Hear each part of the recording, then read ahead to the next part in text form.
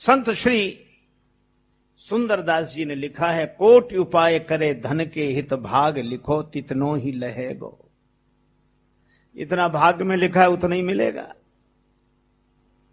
और हम लोग क्या करते, एक आदमी चला गांव से लोटा लेकर, अरे गांव में गुजर परेशान करते बहुत दिन हो गए, कुआं छोटा सा है, कुएं से बड़ा तालाब, तालाब भी छोटा है, तो नदी, नदी भी छोटी है, तो कहां समुद्र, इससे तो बड़ा कोई नहीं है। कितना परिश्रम किया, कहां गया, समुद्र के पास। लेकिन बेचारा यह भूल गया कि हम चाहे जितने बड़े समुद्र के पास चले जाएं, पर हमारा लोटा तो उतना ही है। इसी तरह हम चाहे बड़े से बड़े आदमी के पास चले जाएं, पर हमारे भाग्य का लोटा तो उतना ही है, उतना ही भरेगा। कर्म कमंडल कर लिए तुलसी जहां जहां जाहि, सरिता कूप समुद्र जल बूंद न अधिक समाए। बोलो, एक महात्मा फक्कड़ी वाणी में बोलते थे, बड़े मस्त उपदेश प्रवचन तो कम करते। वो कहते थे प्रारब्ध भाग्य, तो क्या करें। वो कहते थे अपने भाग्य में होगा तो भागा हुआ भी आ जाएगा, भाग्य में होगा तो भागा हुआ भी भाग कर आ जाएगा, और भाग्य में नहीं होगा तो आया हुआ भी भाग जाएगा। और कभी कभी हंसी में कहते थे कि हमारे भाग्य में नहीं होगा तो किसी का बाप दे नहीं सकता,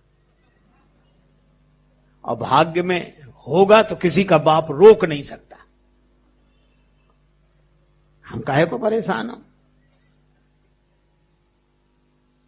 प्रारब्ध तो पहले रचा पाछे रचा शरीर, तुलसी चिंता छोड़ के भजले श्री रघुवीर। इसीलिए आठम यथा लाभ संतोषा, प्राप्त को पर्याप्त समझें। इतने कपड़े ठीक है, इतना पैसा ठीक है, आखिर हम कहीं ना कहीं तो विराम लगाएं। इसी तरह काम पर भी विराम लगाएं, क्रोध पर भी विराम लगाएं। मैं ये नहीं कहता कि क्रोध जरूरी नहीं है, लेकिन आप जानते हैं घर में चूल्हा जलता है, भोजन बनता है, पूरा परिवार चलता है,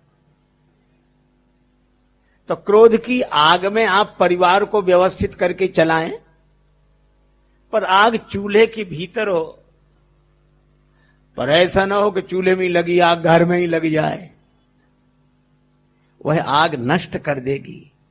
अगर चूल्हे में आग नहीं जलेगी तो जीवन नष्ट हो जाएगा। तो व्यवस्था के लिए क्रोध ठीक है, और इसी तरह मैं कहता हूं व्यवस्था के लिए काम ठीक है। काम से सृष्टि का उद्भव है, ठीक है, लेकिन विराम तो लगे, और उसके लिए संतोष।